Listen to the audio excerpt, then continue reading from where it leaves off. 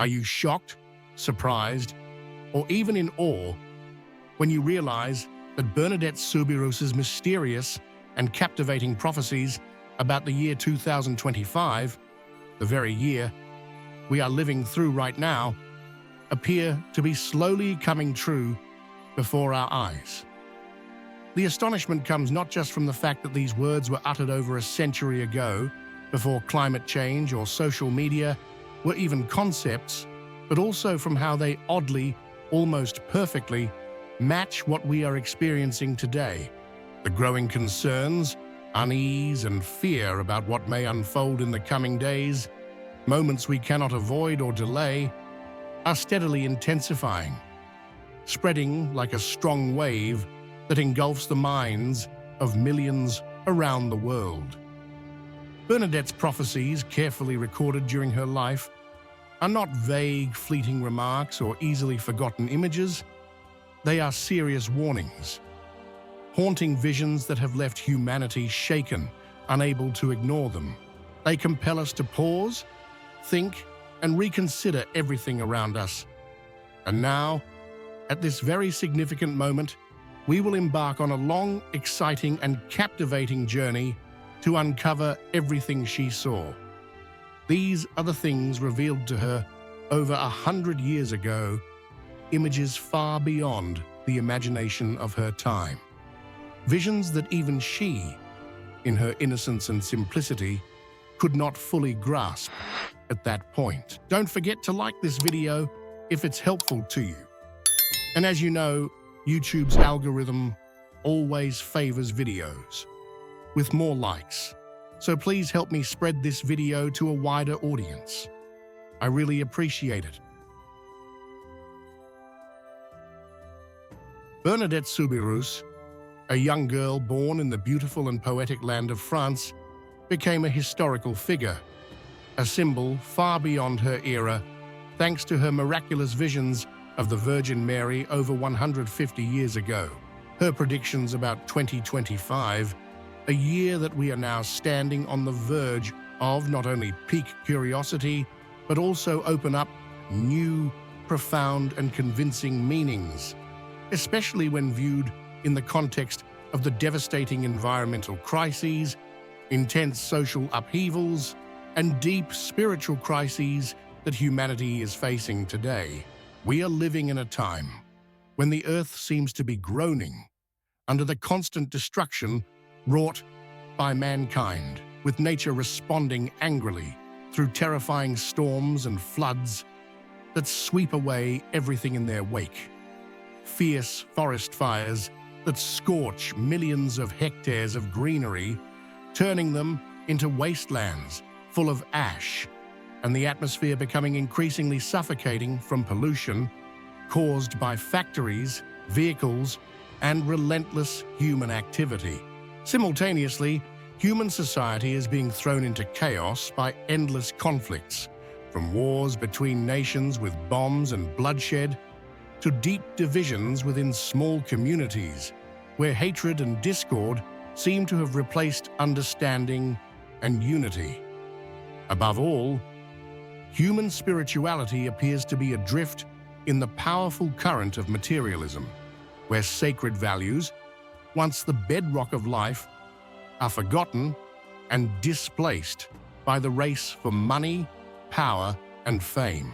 How could a girl from a small, impoverished village, living in dire conditions with no education or status, foresee such globally significant events? This is a great mystery, a captivating and challenging question that we will explore together, digging deeper to uncover the answer, to better understand what she saw and its significance for us today. The story of Bernadette began in an incredibly simple way, without any showiness or flair, much like a small seed, quietly sprouting in a barren field. She was born on January 7th, 1844, in the small town of Lourdes, a peaceful, quiet place tucked beneath the majestic Pyrenees Mountains in southwestern France. Bernadette, the eldest of 9 siblings, grew up in dire poverty, where scarcity and illness loomed like inescapable shadows. Her family lived in a cramped, damp former prison cell called the Cachot, a place so bleak even those used to hardship found it unbearable. Her father, François Soubirous, once a skilled miller, lost his livelihood with the arrival of modern milling machines, plunging the family into deeper poverty. Her mother, Louise Castereau, worked endlessly, washing laundry for wealthier villagers and doing odd jobs just to earn a few coins to feed their undernourished children. Since childhood, Bernadette suffered from chronic illnesses such as asthma and the effects of malnutrition. Her frail health made her vulnerable and kept her from experiencing the carefree joys most children enjoy. In such a difficult environment, she didn't receive a proper education. She remained illiterate and only spoke Occitan, a local dialect of the Pyrenees, instead of the increasingly dominant French. From the age of 7 or 8, she was tasked with tending sheep, an exhausting job that required both patience and strength. Day after day, she quietly led the flock across rugged terrain, through the blazing sun of summer and the biting cold of winter. The work was both physically exhausting and emotionally isolating, with no one to talk to or play with for hours on end. Still, Bernadette never complained. She worked diligently and with quiet strength, showing a maturity well beyond her years, knowing deep down it was the only way to support her struggling family.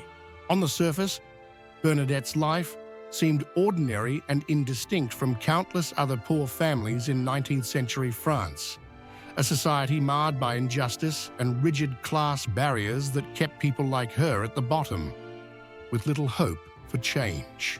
She was just a small, thin girl with a round face and gentle, clear eyes. Eyes that reflected innocence, yet also the quiet endurance of someone long familiar with suffering. No one, not even her own family, could have imagined that her life would soon be transformed by a miraculous event, one that would touch the faith of millions around the world. That moment came on a freezing winter day, February 11th, 1858. Bernadette, only 14 years old, small and delicate, with jet black hair and flushed cheeks from the mountain cold, set out with her sister Toinette and their friend Jean Abadie to gather firewood along the Gave de Pau River. Because of her weak health, she couldn't wade into the icy river like the others and stayed behind near the Massabielle Grotto, a rocky, overlooked cave near Lourdes. The grotto seemed entirely unremarkable, a damp, mossy crevice in the rock, barely visited except by animals seeking shelter during storms. While she sat waiting, Bernadette suddenly heard a peculiar sound, like the wind howling fiercely, a sharp whistle that echoed through the silent air. But when she looked around, she was startled to find there was no breeze moving the trees, and the air seemed perfectly still. Intrigued and somewhat fearful, she gazed up at the cave and was stunned to nearly disbelieve her eyes. A strange figure appeared just above the cave, a young woman of unparalleled beauty, standing there in silent grace. The woman wore a pure white cloak, like freshly fallen snow, a soft blue sash tied around her waist, her bare feet visible under her gown, with a golden rose on each foot.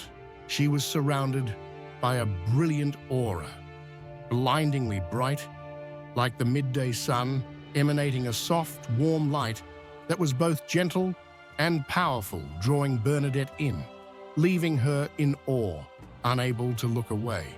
Bernadette, with her innocent heart and little education, didn't know who or what was before her.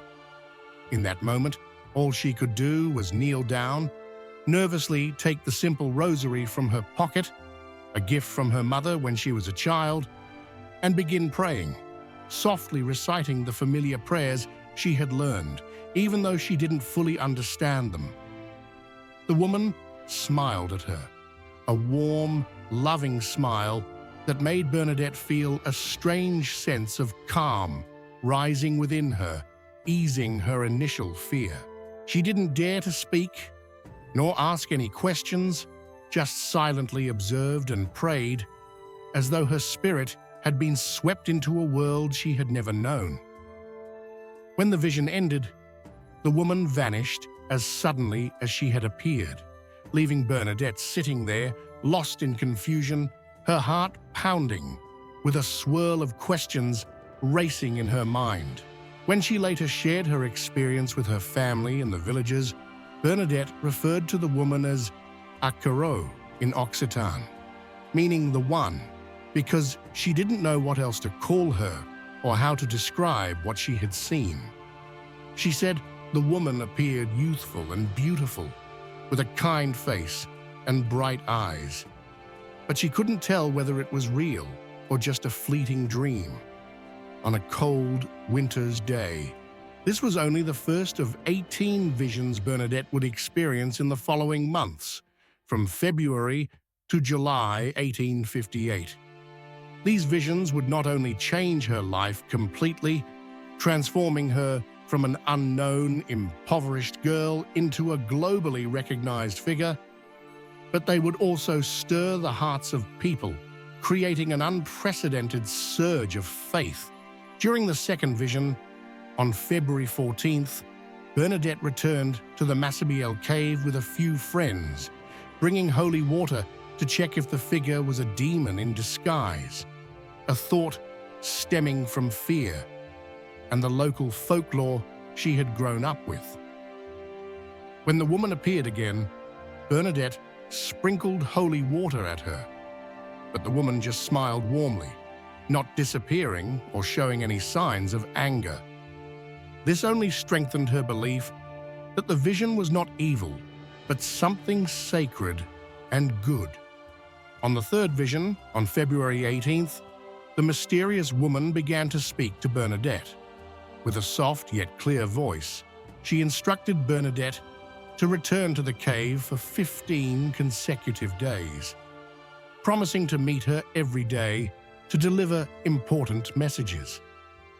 Bernadette, although she didn't fully comprehend the request, obeyed with total faith, as if she felt an invisible force guiding her. Word of Bernadette's vision quickly spread throughout Lourdes, from the narrow streets in the village to the luxurious homes of the wealthy. At first, only a few family members and curious neighbors followed her to the cave to witness it themselves. But soon, the number grew to dozens, then hundreds, and eventually thousands, transforming the once remote cave into a bustling, crowded place. They pressed around Bernadette, closely following every movement as she dropped to her knees, eyes lifted toward the alcove, lips whispering a prayer, and her face shining with an otherworldly glow. Though no one else could see the figure Bernadette described, all sensed a divine presence in the air, something sacred and beyond explanation. On the significant date of March 25th, during a profound vision, the mysterious lady finally revealed who she was. With her usual humility, Bernadette asked, "Who are you, madam?" The lady answered in Occitan, "Que soy era Immaculada Concepció," which translates to, "I am the Immaculate Conception." The moment sent shockwaves through the Catholic world. The Immaculate Conception refers to the belief that Mary, the mother of Jesus, was conceived without original sin, an advanced theological doctrine formally recognized just 4 years earlier, on December 8, 1854, in Pope Pius IX's papal bull Ineffabilis Deus. But Bernadette, an uneducated, an unschooled girl, could repeat this phrase exactly was astonishing to many. She later explained how she had to repeat the words to herself constantly on the way home to make sure she wouldn't forget. When she relayed them to the priests, they were stunned by the uncanny accuracy. This seemingly impossible detail lent further weight to her story and convinced many of her divine encounter. Through Bernadette, the Virgin Mary delivered eternal messages about faith, repentance, and spiritual healing. Messages that continue to hold meaning in modern times. She especially emphasized prayer, particularly for sinners, those who had strayed and were in desperate need of God's compassion. To find redemption, she urged people to reject sin, live with humility and purity, and to fully trust in the power of prayer and God's endless mercy. One of her clearest requests was the building of a chapel at the grotto in Massabielle, where people could pray, seek forgiveness, and find inner peace. One of the most unforgettable visions occurred on February 25th, when the Virgin instructed Bernadette to dig at a certain spot in the grotto. In front of a crowd, she told Bernadette, "Dig here and you will find water." Though she didn't understand why, Bernadette obeyed and started digging into the dry ground with her bare hands. Onlookers began to scoff and murmur, thinking the girl had gone mad. With no tools and no visible reason, she got her hands dirty in the soil. Nothing happened at first, only mud and more mockery. But Bernadette kept going, her hands shaking, her trust in the lady unwavering. Then something miraculous happened. From the barren earth, a few drops of water began to appear, then more, until a steady, clear spring flowed forth. This spring, now known as the Lourdes Spring, quickly became known as a place of healing and transformation, turning Massabielle into a spiritual landmark. Soon, stories spread of miraculous cures, from blindness to paralysis and incurable illnesses following contact with the spring's waters. One early account, dated March 1st, 1858, involved a blind woman named Catherine Latapie from nearby Lourdes, who came to Lourdes hoping for healing and regained her sight. As she immersed her hands in the cold water and prayed, she suddenly felt a strange light run through her body. In front of dozens of witnesses, she shouted, "I see it!" Her eyes, which had been blind for years, were instantly healed, with no signs of illness left. News of this miracle spread quickly, attracting thousands of people from all over France, and even further, bringing with them the hope of healing both body and spirit. The miracles didn't stop there. A man who had been paralyzed in both legs since childhood, unable to walk for over 20 years, stood up and walked normally after bathing in the spring. A child with terminal tuberculosis, believed to have no chance of surviving, fully recovered after her mother brought spring water for her to drink. These miracles were not only supernatural events, but also vivid evidence that supported Bernadette's account, confirming that she was truly a chosen messenger of the divine to bring hope and healing to mankind. The Lourdes Spring, once just a tiny stream of water appearing in barren rocks, became a symbol of faith and mercy, a divine gift from the Virgin Mary through Bernadette's hands. Yet Bernadette's journey was not without struggles. At first, her visions were harshly doubted by both local authorities and the Catholic Church, two institutions that were always cautious of extraordinary phenomena that didn't fit conventional reasoning. The authorities considered her story a scam, one that could disturb public order and damage their credibility. They summoned Bernadette for multiple interrogations, relentlessly questioning her in the cold rooms of the police headquarters. A police officer once sarcastically asked, "Are you sure it wasn't just a hallucination caused by illness or hunger? How could a poor girl like you meet the Virgin Mary?" Despite her fear and hesitation before these powerful men, Bernadette responded firmly, "I don't know how to explain it, but I saw what I saw, and I can't say otherwise." Her sincere voice, clear eyes, and consistent testimony left the interrogators unable to find any way to disprove her story. The Catholic Church was also slow to immediately acknowledge Bernadette's account. They understood that confirming such an event would have a profound impact on the faith of millions of believers. But if it turned out to be a mistake, it could severely damage the Church's reputation. A special committee of priests, theologians, and doctors was formed to investigate carefully and review every detail of Bernadette's story. They asked numerous questions. Was this a delusion of an uneducated girl influenced by village superstitions? Or was it part of a scheme by someone else using her for profit?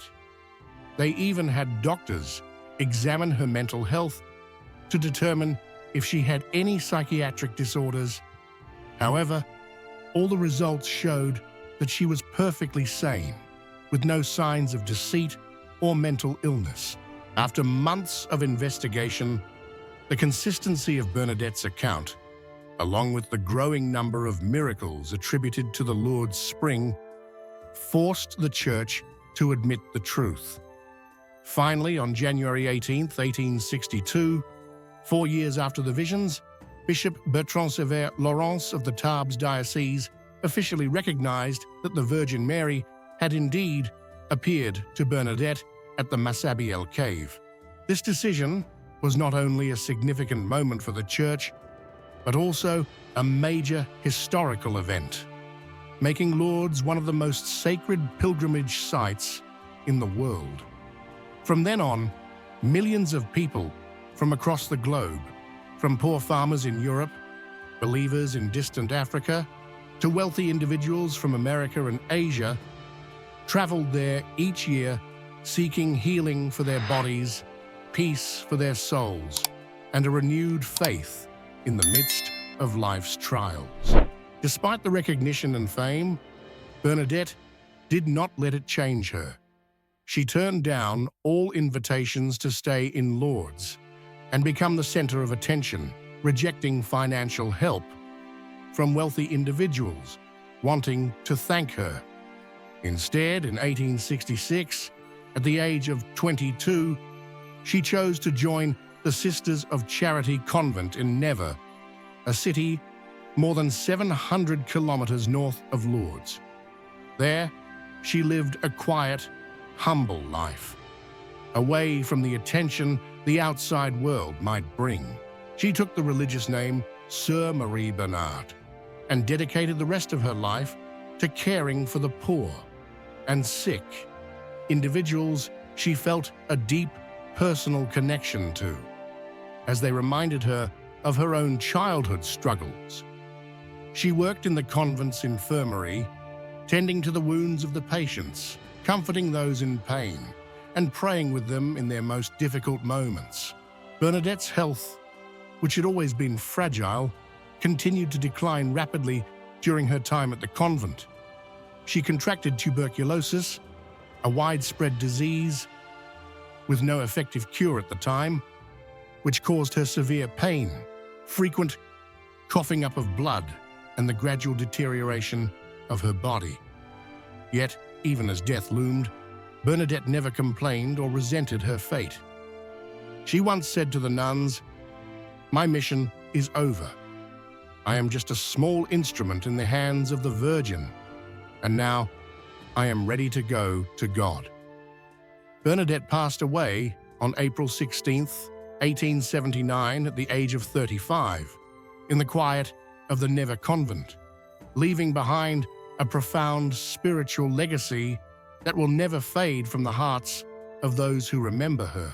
In 1933, more than 50 years after her death, Bernadette was canonized by the Catholic Church and became Saint Bernadette Soubirous, a saint of faith, humility, and sacrifice. What surprised many was that her body, when exhumed in 1909 to aid the canonization process, remained miraculously preserved, with no signs of decay despite not being embalmed. Her face retained a peaceful expression, her hands still tightly grasping the rosary, as if she was simply sleeping, rather than having left this world more than 30 years ago. Today, her body lies in a glass coffin in the chapel of the Neve Convent, drawing thousands of pilgrims each year, making this place a quiet site for reflection, far from the busy crowds of Lourdes. But Bernadette's true legacy lies not in these visible miracles, but in how she lived her life.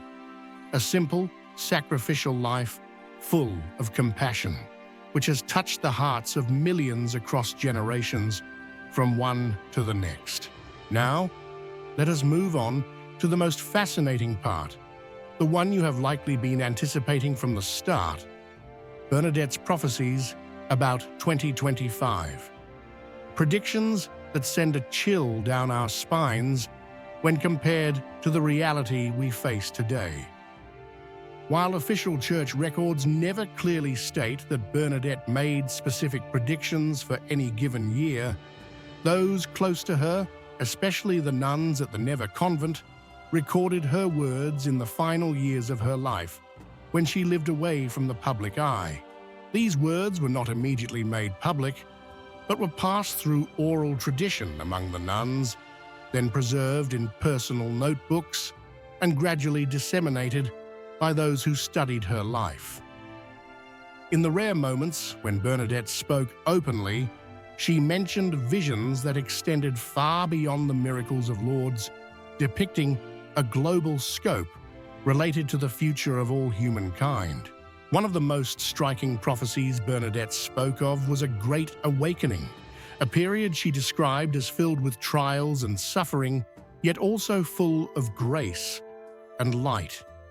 She told the nuns, "There will come a day when the earth will quake, rivers will overflow, flooding everything. The sky will ignite with fierce fires, and mankind will endure immense losses and suffering beyond measure." When these words were spoken by a girl in the 19th century, a time when no one had heard of climate change, the greenhouse effect, or global warming, they might have seemed like a fantastical tale, an unlikely dream.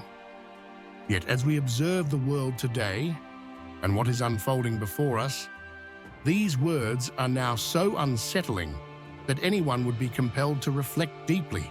Let's look back at the year 2024, the final step before crossing into 2025. It was a year marked by devastating wildfires across the globe.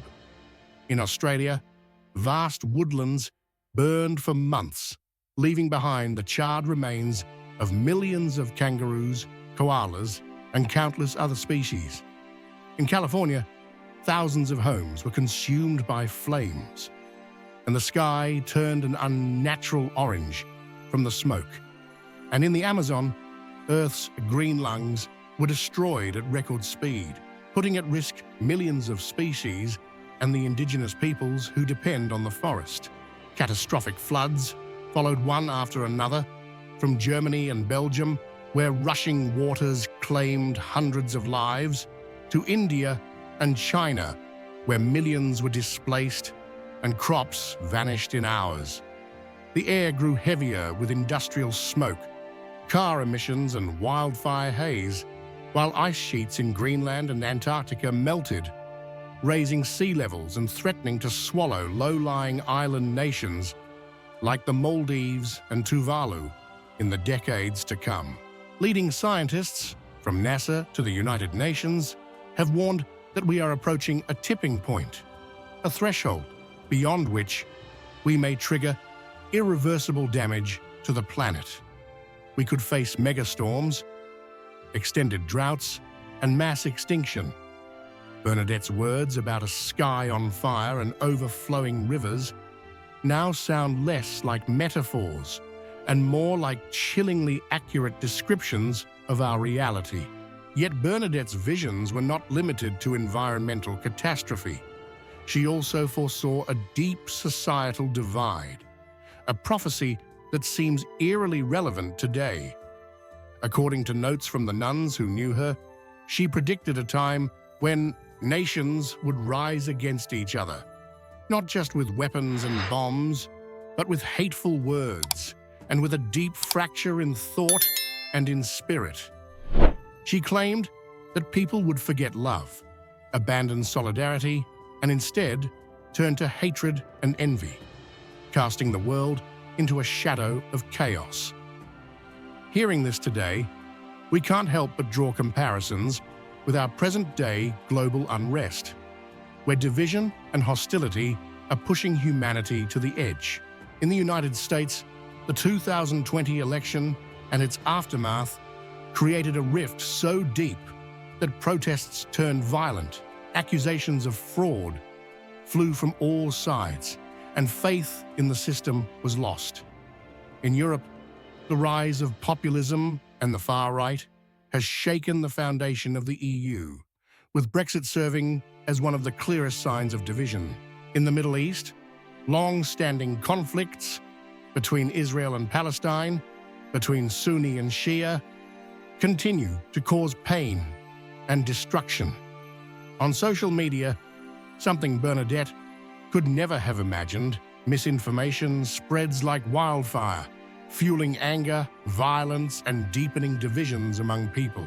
Meanwhile, global tensions escalate between major powers like the US, China, and Russia.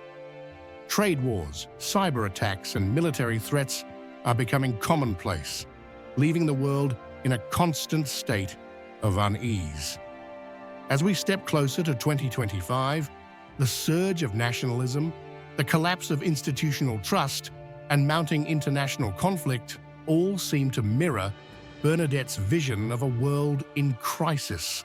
Yet, what makes Bernadette's message truly powerful is not the despair, but the hope she held on to. Alongside grim warnings, she also spoke of a time of grace and transformation, an era of spiritual awakening that she believed would follow after humanity's suffering.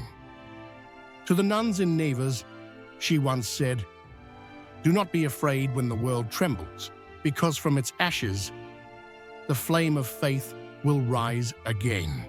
There will be gatherings in prayer like never before."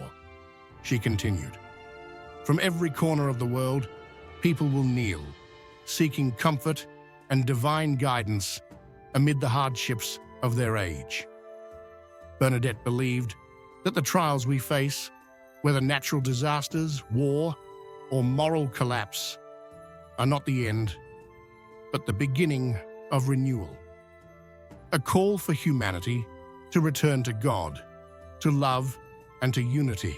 This prophecy appears to be coming true in recent years, particularly after the 2020 COVID-19 pandemic, a global event that shook the world, forcing millions of people to confront death, loss, and the fear of an uncertain future. During those dark times, when cities were locked down and hospitals were overloaded with patients in despair, a miracle occurred. A surge of spiritual searching emerged stronger than ever. Although churches were closed due to social distancing, they saw an unprecedented number of people participating in online prayers. Individuals who had never thought about praying or turning to religion suddenly returned to meditation, scriptures, and online worship services to seek solace and meaning in life. In Italy, where the pandemic took tens of thousands of lives, families were seen standing on their balconies, singing hymns and praying together while the sound of church bells rang out. In India, millions lit oil lamps in the dark, praying for peace. This spiritual awakening, though only in its infancy, might be a sign of what Bernadette foresaw: a world where the light of faith is rekindled from the sorrow and loss.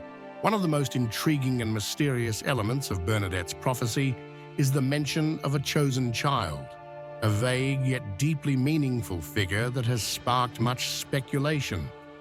In the writings of the nuns, she said, "A child will appear from an unexpected place, a soul endowed with the power of God, to lead humanity through the darkness."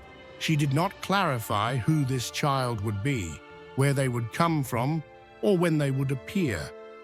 But she believed that this figure would be a sign of hope, a symbol of renewal, to be recognized in the chaos of the world. Some researchers argue that this child could represent a new generation, the young people rising up to tackle climate change, social injustice, and moral decay. Figures like Greta Thunberg, the Swedish girl who has inspired millions to fight for the environment, are sometimes mentioned as possible examples of this prophecy. Others believe it could be a future leader, possibly from the religious, political, or spiritual realm, who will emerge in 2025 to awaken compassion, justice, and faith in humanity. While these ideas are speculative, they spark hope and curiosity, suggesting that even in difficult times, there are guiding lights ahead. As we enter March 2025, Bernadette's prophecies no longer seem like distant myths or vague words from the past. They have become clearer and more tangible in light of the current global context. Environmental crises, social instability, and a spreading spiritual awakening seem to be converging, leading many to wonder, is this the fateful year that Bernadette predicted? Will we overcome these challenges to enter a new era of unity, faith, and hope? Or will we descend further into the darkness of destruction and despair? The answer is not far away, but rests with each of us in how we confront the present, the choices we make in the coming days, and whether we are willing to learn from the past to create a better future. Keep following our channel to explore more of these mysteries, dive deeper into Bernadette's prophecies and their relevance to today's world. Subscribe now so you don't miss any of our videos, and click on the next one to discover how prophecies from over a century ago might shape the world we live in. Bernadette Soubirous is not just a piece of history. She is a symbol of hope, reminding us that in our darkest hours, we always have the chance to change, rise, and find light in the midst of overwhelming darkness. Our journey has only just begun, and there is so much more to uncover. Let's move forward together with curiosity, faith, and hope.